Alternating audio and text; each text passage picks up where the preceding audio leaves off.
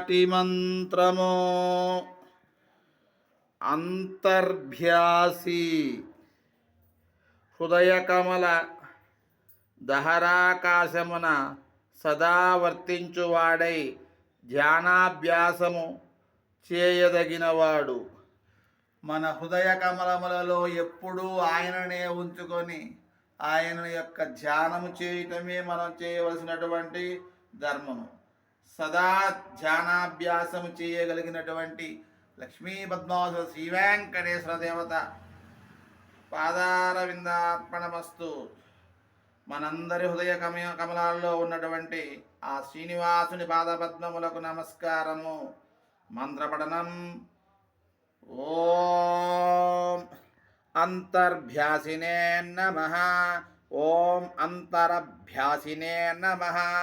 ఓం అంతరభ్యాసినే నమః.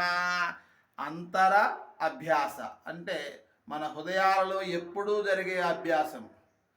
మన హృదయం ఎప్పుడూ కూడాను గోవింద గోవింద శ్రీరామ శ్రీరామ అని చెప్పి ఎప్పుడూ కూడాను మన హృదయమందులో ఆయనని అభ్యసించుతూనే ఉండాలి.